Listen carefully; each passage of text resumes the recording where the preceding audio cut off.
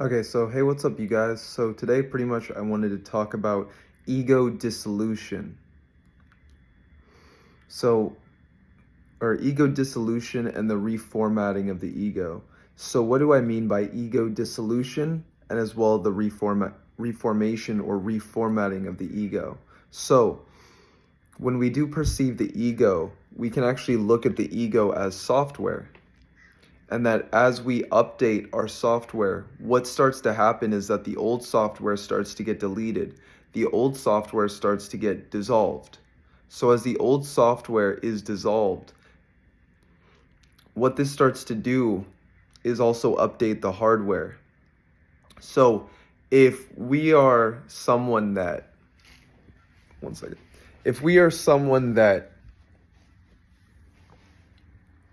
has not dissolved our ego, if we're someone that has not went about the path to reprogram our mind, then we cannot gain the benefits or the abundance of the reformation process without first dissolving the ego. So ego dissolution, what do I mean by this?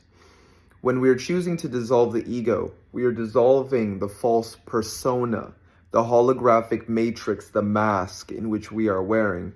You can see this mask portrayed in a lot of different animes or a lot of different, let's go with anime as a concept. For myself, I used to watch an anime called Bleach. In Bleach, he becomes a Shinigami, right? And as he becomes a Shinigami, he realizes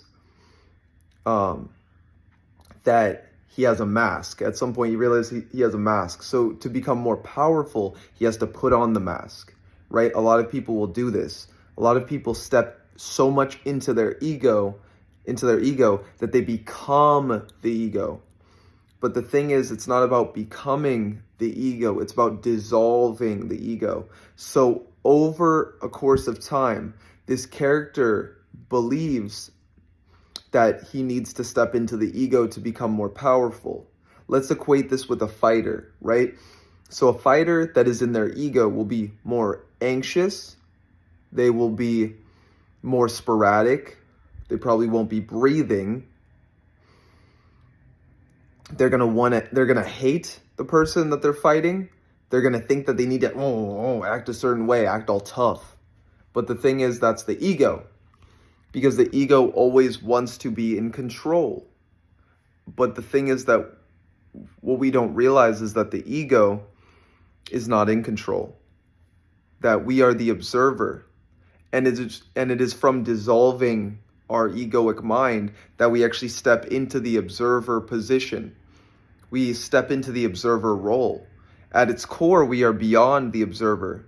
But until we understand what the ego is and become the observer, we can't go beyond that.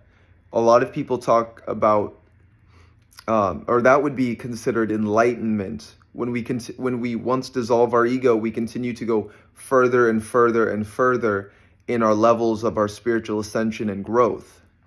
The ego is what hinders a lot of people along the journey. They do not understand that it is the ego that is hindering them. It's the false persona, the matrix, the mindset in which we have, the face that we show, but yet we always know what lays within our soul. So this is what the reformation of the ego is.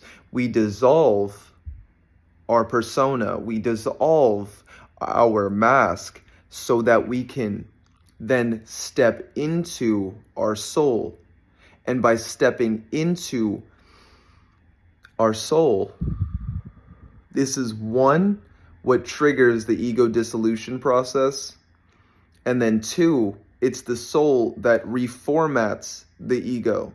So this is why we need to dissolve our ego, to let it all out, to let it drain out of us, right? And for Cliffothic users or anybody that is going through the Cliffoth or crossing the abyss, this is what is needed to guarantee your crossing, is the dissolution of the ego.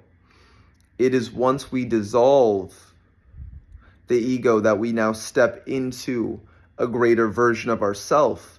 Because the ego is, well, it's many things, but at its core, if we're being basic or creating a foundation for this understanding, the ego is your limitations. It is your lack, right? It is your fear, your doubt, your illness, your hate. What is another? Jealousy is another thing. It's when your mind is controlling you, and it's controlling your perception of who you perceive yourself to be. And it is until you dissolve this perception, you dissolve these limitations, you will stay the same person. You will always be stuck in a loop doing the same things over and over and over and over and over again. Because that is what the ego is.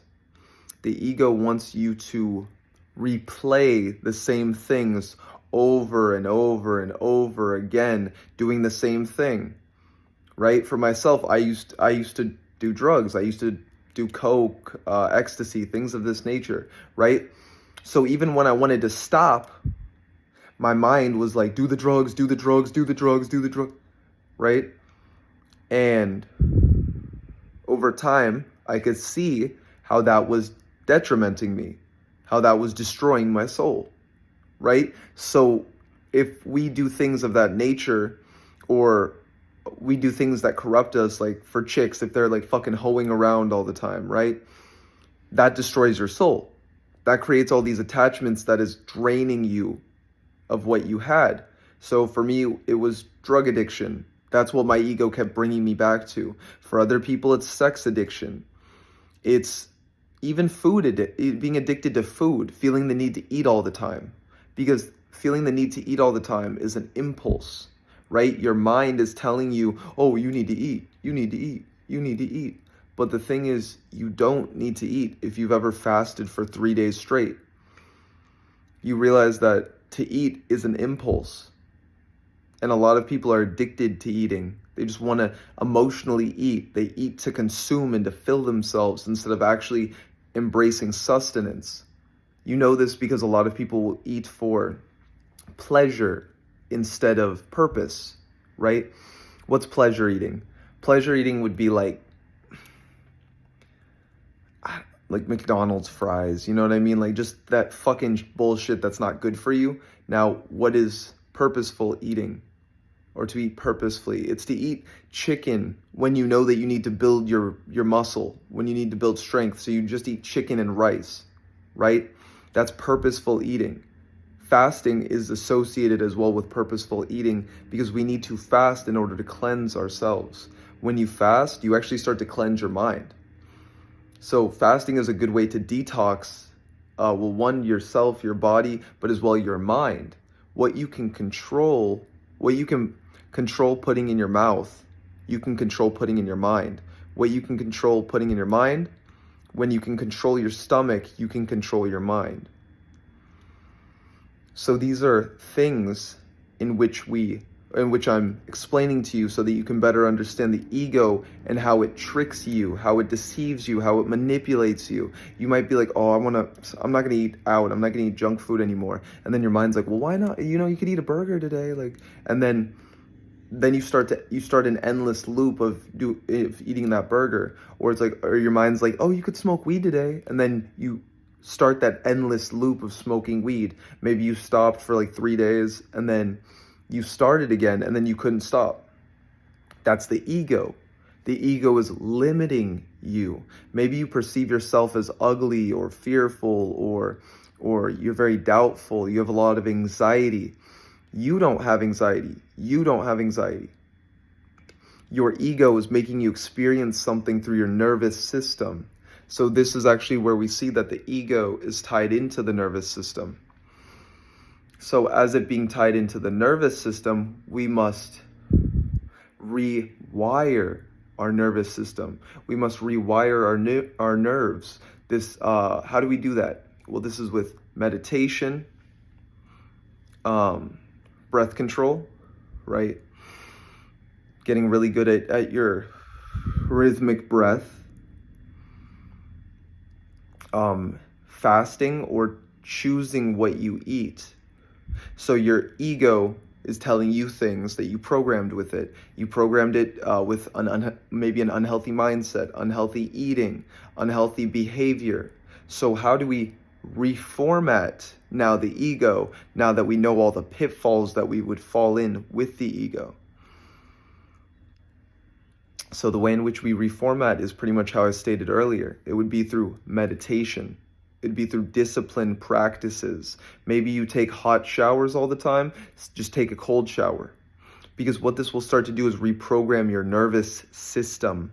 And as your nervous system is reprogrammed, this is how you can reprogram your ego. Your ego is connected to your nervous system. Your nervous system is connected to enlightenment. This is why the ego dissolution process is meant to not destroy you, it's meant to enlighten you so that you can step into a greater version of yourself. For those of you that are in the cliff off or crossing the abyss, and as I say this, it's 11:11 on the video. Those of you who are in the cliff off or crossing the abyss, or again going through this, you need to dissolve your ego. If you don't dissolve your ego will be warped with all the energies that you are working with. So when you enter, say, let's go with like Satarael with Lucifuge, a lot of people go through a lot of anger in that sphere. Or is it Golochob with Asmodee? Again, a lot of war, a lot of wrathful energies. So if you are a deceitful person, a hateful person, if you're jealous, then this will start to bring up all these jealous feelings, all these deceitful feelings, these hatred, these fight, like I want to fight. But the thing is,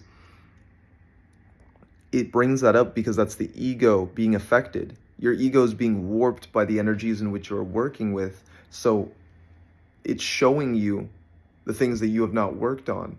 So if you are not disciplined within your own mind, then you will start to react to things, because the ego is the reaction mechanism. Someone said, oh, they called me fat. Oh, they called me fat. Oh, they called you fat. It's like they said, oh, I hate you, or they call you like someone might call you names, or like poke at you and keep poking at you, right? The reason why people do this is because they're poking at your ego. So the moment that they can gauge a reaction out of you, or they can get a reaction out of you, or poke at you and try to just gauge like where are they at, then this is how they affect you. But once you dissolve your ego, no one can affect you. I don't mean in general, oh, no one can affect you, but the more that you dissolve your ego and you choose to embrace that dissolution period, this is what allows you to deprogram your mind. This is what allows you to unhook from the attachment. So you're no longer in the face, right? Like you're no longer in your face. What people say to you doesn't matter. What happens in your mind, you start to analyze and understand it, not from the ego perspective, but from the observer. And that's how you reformat your ego. Through meditation, yoga, discipline, healthy eating, and creating good habits for yourself to cater to having a healthy ego. So it's not about killing. You're not trying to like stab your ego. You're not trying to kill your ego. You are dissolving your ego. You must go through that process. You must just lay there and die to who you were, so that then once that burns out, right, you're no longer reacting. You're now within the dark feminine. You are now receptive to the journey. You are now receptive to your path. That when people, call you names, or a being tries to attack you, you have nothing to attach to. You are formless in nature, right? So these, like a curse, can only attach to your ego in a sense, because that's what would make you tweak out and be like, oh, I'm cursed, and then you start acting as if you are cursed. But the thing is, if you've dissolved your ego, there's nothing for that curse to attach to. So as long as you're walking your path, then, and you know who you are, then whatever enters into your mind, you realize, oh, that's not me, and you can push it out. You can destroy it. You can dissolve the curses, right? So that is ego dissolution, and that is reformation of the mind. I'll be making more in-depth concepts, or I'll make more in-depth videos on these concepts as we go more and more into these type of topics and subjects. And then as well, I just released a Crossing the Abyss video with TamaRa. So I hope you guys enjoyed this video. And if you like this video, please leave a like. Feel free to subscribe if you feel that I've helped you in any way. My name is Atanu. As well, you can call me O'Shea. And this is OccultcatTv. I hope you guys are having a beautiful day. Namaste, my friends, and peace. You guys got this. Long your journey. Have a beautiful day.